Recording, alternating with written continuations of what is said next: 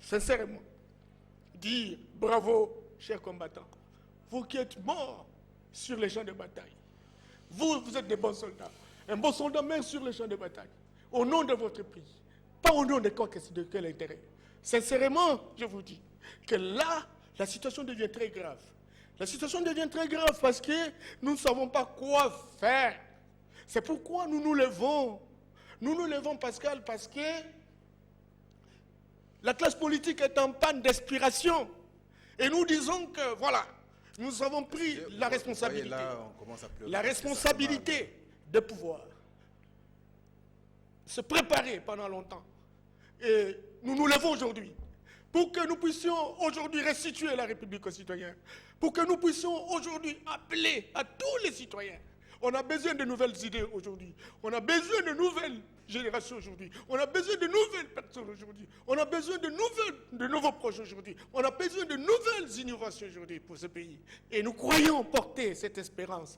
C'est pourquoi, sincèrement, nous sommes en train de nous préparer. Dans les jours qui viennent, nous devons créer ce que nous appelons un grand front pour que tous les citoyens s'y retrouvent et que nous puissions nous battre avec l'intelligence, non pas avec les cibles. Je vous arrête un peu, Norbert Yamba, parce que là, vous commencez à pleurer, ça fait mal, vous qui nous suivez, parce qu'on n'a pas su vous balancer ces images.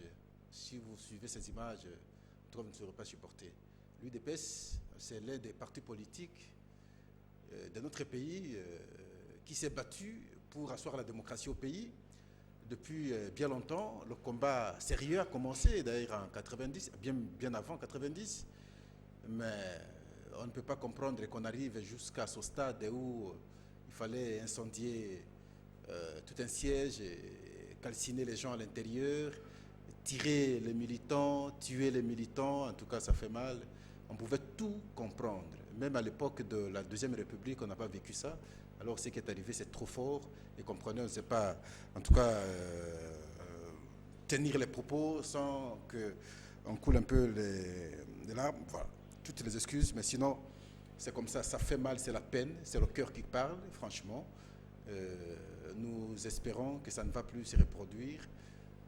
Mais il faut imaginer, ceux-là qui se sont battus depuis tous ces temps, à un âge avancé aujourd'hui, ils ont perdu leur vie, en espérant un jour voir les choses changer au pays, mais malheureusement ils sont partis comme ça fait mal. Juste le mot. Oui.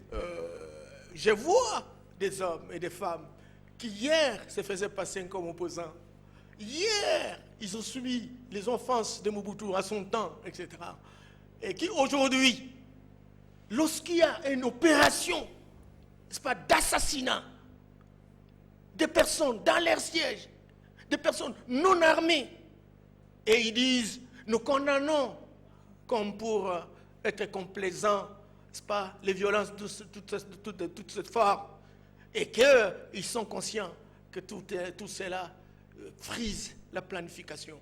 Je suis désolé, mais j'estime que chacun paiera, parce que le monde que nous vivons est gouverné par un pouvoir d'attraction. Ceux qui aujourd'hui pensent qu'ils ont la capacité de faire ce qu'ils font, on a vu, hein, les Mobutus ont été sauvés de grâce par la révolution, pardon. Oui, ils sont là, même s'ils ont posé des actes incontrôlés. On ne sait jamais. On ne sait jamais. Nous ne sommes que des frères. Mais quand l'AFDL est entré, tout au long de son cheminement, il n'a pas fait la guerre. Voilà, on évolue. C'est l'UDPS qui a fait ce travail de démobilisation. Oui, on doit commencer à tuer. Voilà. Le 26 novembre 2011, les gens sont morts. Aujourd'hui encore, on refait surface. On peut reconstruire la maison, mais on ne va pas ressusciter l'être humain. C'est vrai, on a incendié des maisons, mais on peut vraiment reconstruire les maisons. Le problème ne se pose pas là-bas. Mais des gens qui sont partis, comment les faire vivre? C'est là où le problème se pose. Nous aurions voulu que le procureur commence par là. Nous aurions voulu que le porte-parole du gouvernement, dans son point de presse, commence par là. Mais on met plus au premier plan les maisons qui ont été incendiées, mais on n'évoque pas sérieusement les gens qui ont perdu leur vie. Alors, sur le plan diplomatique, nous avions suivi le point de vue du président français, François Hollande. Il revient, comme il avait dit aussi avant la francophonie qu'on avait organisée en République démocratique du Congo, avant son arrivée, il dit il a déjà échangé avec son homologue pour qu'on respecte la Constitution, les élections s'organisent dans le respect de la Constitution. Pour ça, la France ne va pas, en tout cas, changer sa position. Alors, Yamba Yamba, quand vous avez suivi ça, est-ce que vous faites foi au président français? Vous pensez que ce qu'il a dit, ça peut être vrai? Il peut aider les Congolais à faire pour que les élections s'organisent dans le délai constitutionnel, quand même que la CENI a déjà oublié les élections en 2012. Vous savez que nous ne sommes pas à l'état d'animalité zéro. Nous ne sommes pas des inconscients. Nous ne pouvons pas attendre François Hollande pour prendre conscience de nos responsabilités. Non, on ne l'a pas entendu. Mais je m'excuse beaucoup. Nous avons une constitution. Nous avons des textes réglementaires.